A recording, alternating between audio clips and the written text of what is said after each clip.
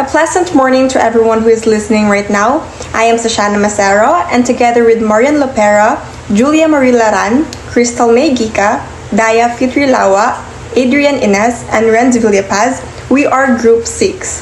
For today's topic, we will be discussing about communication for various purposes. I hope everyone is ready to listen as we present our report. So let's start by defining oral communication. I'm sure that all of you have an idea about what oral communication is. So when we say oral, it means by word of mouth, meaning it is verbalized or voicing out our thoughts and opinions. Basically, oral communication is communicating with spoken words. It's a verbal form of communication where you communicate with your thoughts, present ideas, and share information. Oral communication can be either formal or informal. Oral communication can be done in a conversation between two or more individuals. It can either be direct face-to-face or indirectly through telephone conversation.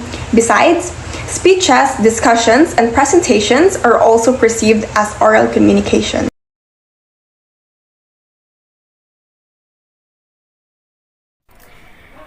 Hello everyone, I am Crystal Mexica, and today I will share with you what are the 3 types of informative speech. So first, we have a speech of description. This type of speech answers the questions who, what, and where. The main points in this type of speech are usually placed in a chronological, topical, or narrative pattern. Second, speech of explanation.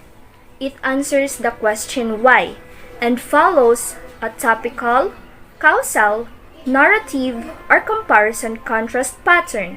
And the last one, we have a speech of demonstration.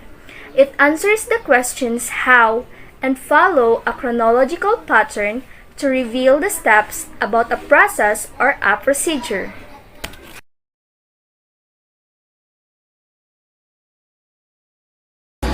Today, I would like to share how this COVID-19 pandemic had affected our daily lives. This pandemic had affected our lives in a way that we can spend our weekends together with our relatives who are far away from us, or even go to eat together. But not just that. A lot of people lost their job, and a lot of people are starving. Some countries cannot afford or are struggling to provide each and every needs of their people.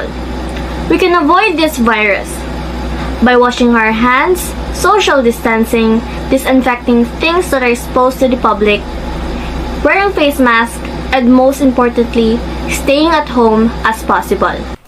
Persuasive speech. The speaker in a persuasive speech has one goal to convince the audience to accept his/her idea, stand, or claim.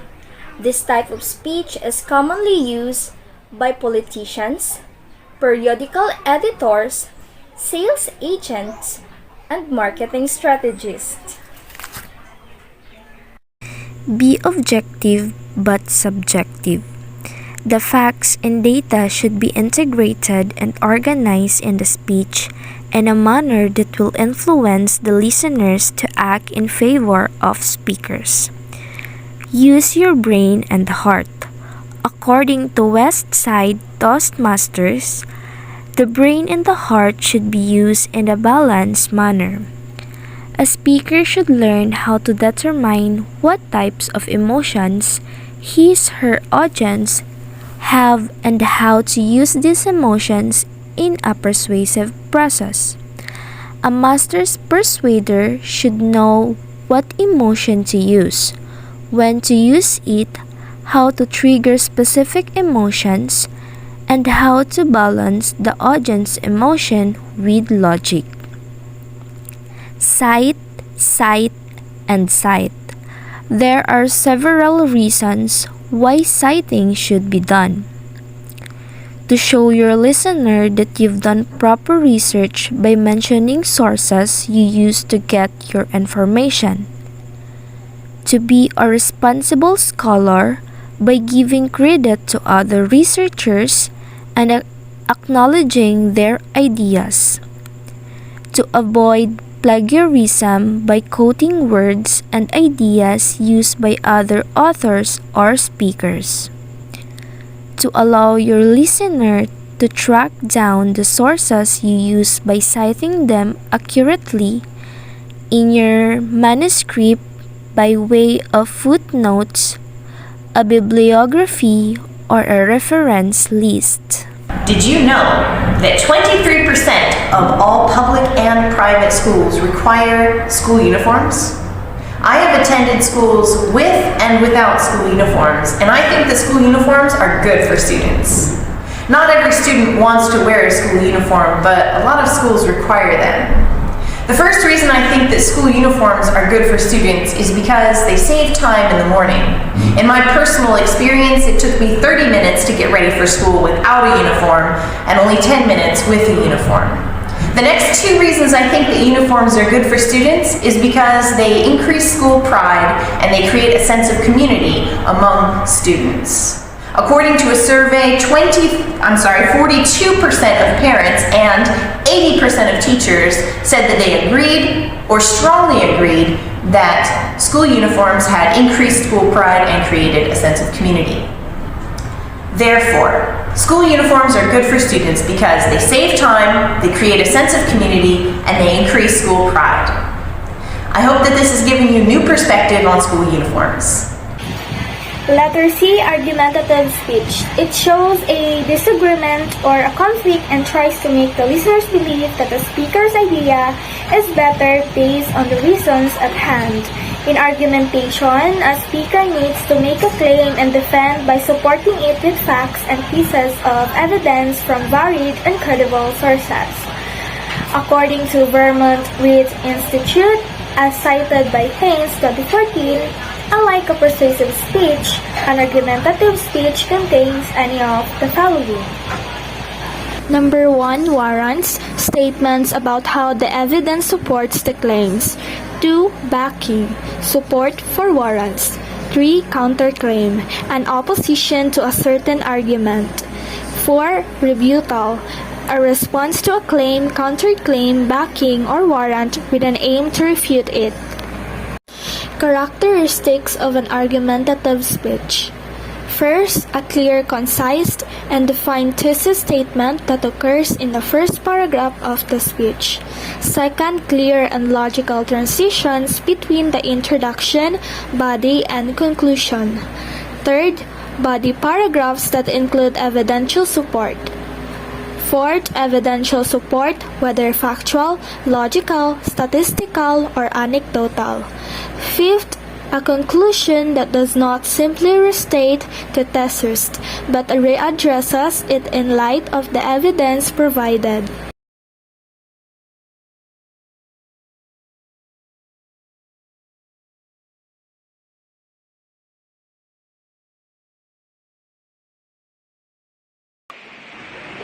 Types of speech according to manner of delivery. First is memorized. It is a rote recitation of a memorized speech. Actors recite from memory whenever they perform a script in a movie scene, television program, or a stage play. It might seem that memorizing would help against nervousness, but what if the speaker forgets the next word, sentence, or phrase? One disadvantage of this type of speaker is that it is focused on what comes next instead of getting involved in the meaning of their remarks. Manuscript. This type of speech is delivered through reading from a paper script or a teleprompter and is typically used when there are time constraints or the speech will be telecast.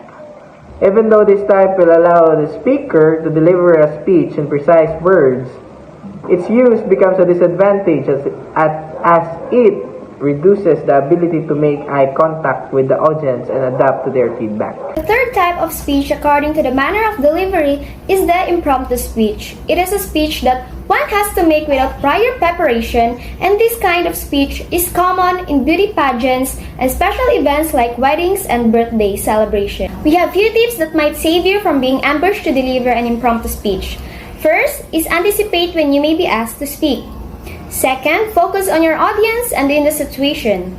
Third, accept the invitation with assurance. Fourth, organize your thoughts. 5th, present logic, reasons or facts to support your viewpoint. 6 is don't apologize, and lastly is do not ramble.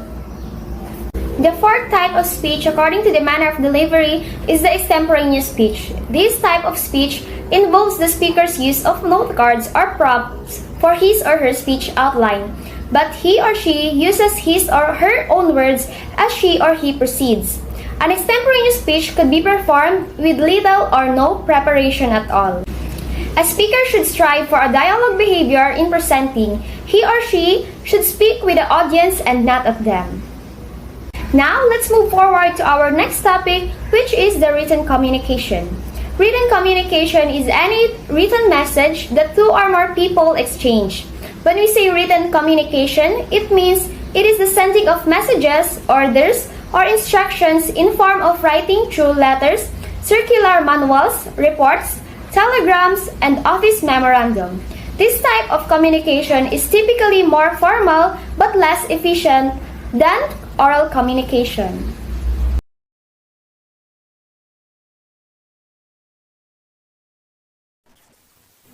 Informative written communication. Progress or status report. It answers the question, how's the project going? A progress or status report should contain the following: review of the project's purpose, description of the project's current status, list of obstacles you have encountered, and attempts you have made to overcome those obstacles, description of the next milestone, forecast of the project's future. For example, a brief progress report would look something like this. On February 3, we were told to come up with an improved website for the company. This is where they reviews the project's purpose. Paul and I have been exploring the sites of other companies in the field, and we've developed a list of features that our site should have. We'll be happy to share it with anybody who is interested. This is where they describes the current status of the project. We know we'll need a website designer soon, and we haven't found anybody locally whose work we like. This is where they identifies issues and problems. We would welcome any suggestions you might have. If you have some names and contact information, please email them to me so we'll have them in writing. We plan to pick a designer and have sketches ready by the end of the next month. This is where they describes the next milestone. If we can do that, we should be able to have the new website up by the end of the March, right on the schedule. This is where they describes the forecast, the future of the project. Feasibility report. It evaluates one or more potential action steps and recommends how the organization should proceed. Most feasibility reports contain the following elements. Introduction. This part should contain a brief definition of the problem and an explanation of its consequences. Also, state the importance of the alternatives that you will be discussing. Criteria. This section should contain the standards that you use to evaluate the alternative courses of action.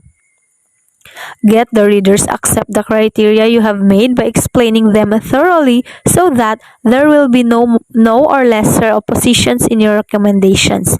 Methodology. Describe the process you use to identify and evaluate the plans under consideration. Possible solution. Provide a detailed explanation of each solution you considered. Evaluation of the solutions.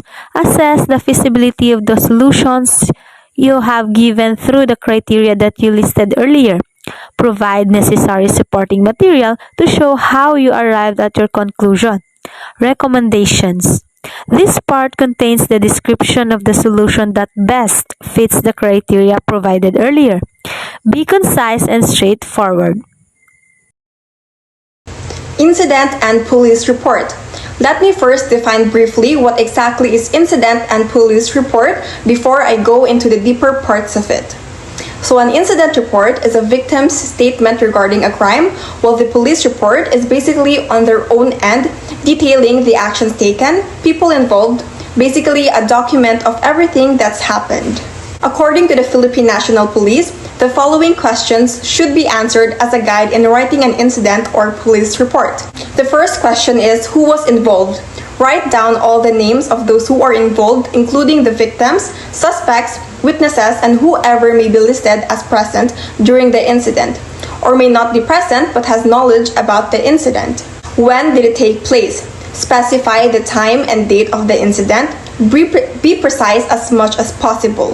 Where did it take place? Describe in detail where the incident occurred. Example, in the living room of a 3-story brick house in 6th Avenue, Dalisay Village, Barangay Socorro, Quezon City.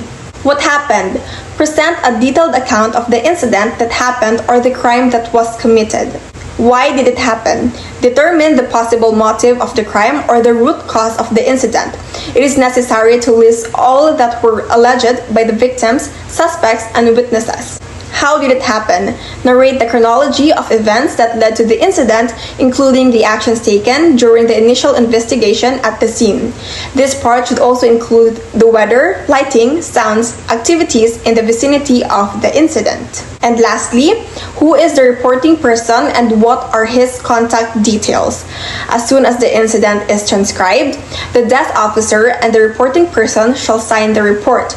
The address, home telephone number, mobile phone number, and identification card presented of the reporting person should be indicated in the blotter book unless he or she does not want by reason of privacy.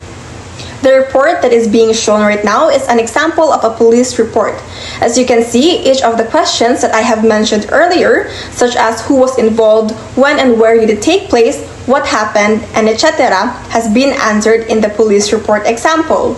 You have to make sure that each question has been answered in order to deliver a clear and precise report that is easy to understand.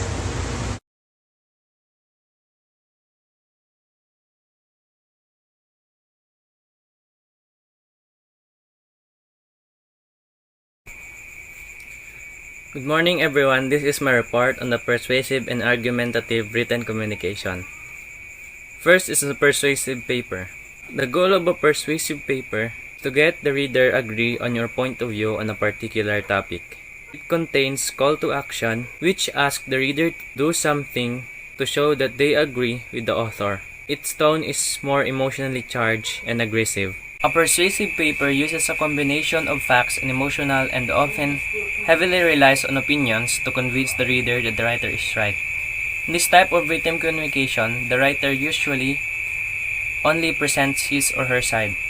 If she includes one opposing point, it is then quickly dismissed or refuted. Next is the argumentative paper. An argumentative paper is more formal and academic than a persuasive paper. It aims to get the readers recognize that the writer's argument is valid. In this paper, the writer presents multiple perspectives, although clearly from one side. Argumentative writing should include scientific studies, statistics, and quotes from experts for evidences. There are three parts of an argumentative paper. There are three important questions that should be answered in this section. What is this? What am I reading it? What do you want me to do? To answer the said questions, do the following step. First is set the context. Provide general information about the main idea and explain the situation so that the reader can make sense of the topic and claims you make. Second is state why the main idea is important. Create a clear and convincing essay people will want to read and act upon. The third step is state your thesis or claim. Use logos, pathos, and ethos in composing your thesis, statement, or claim. The second part of an argumentative paper is body paragraphs. A good paragraph has four elements: transition, topic sentence, specific evidence and analysis, and a brief wrap-up sentence. A transition sentence leading in from a previous paragraph to assure smooth reading. This acts as a handoff from one idea to the next. A topic sentence that tells the reader what you will be discussing in the paragraph. Specific evidence and analysis that supports one of your claims and provides a deeper level of detail than your topic sentences. A brief wrap-up sentence that tells the reader how and why this information supports the paper's thesis. The brief wrap-up is also known as the warrant. The warrant is important to your argument because it connects your reasoning and support to your thesis, and it shows that the information in the paragraph is related to your thesis and helps defend it. The last part of an argumentative paper is the rebuttal section. First, in the rebuttal section is the opponent's argument. Fairly and accurately state the main points of the argument you will refute. Next is your position. Clearly state the nature of your disagreement with the argument or position you are refuting. And last is your refutation. Provide an appropriate counter-argument depending on the nature of your disagreement. If you challenge the writer's evidence, then you must present the more recent evidence. If you challenge assumptions, then you must explain why they do not hold up. Before we end our presentation, I would like to wrap up our today's topic for you to easily remember what we have discussed throughout our presentation. First is the oral communication, which could be done through the exchange of information and ideas through spoken word. Under this type of communication, we have three types of speeches according to the purpose, which are the informative speech, persuasive speech, and argumentative speech. Under the oral communication, we have also discussed the types of speech according to the manner of delivery, and these are the memorized, manuscript, extemporaneous, and impromptu speech. Now let's move forward to the written communication. Under this, we have discussed the informative written communication, which are the progress or status report, feasibility report, and incident and police report. And for our last topic, we have tackled about the persuasive and argumentative paper. That's all for our topic today, and we hope you have gained additional learnings on our discussion about the communication for various purposes.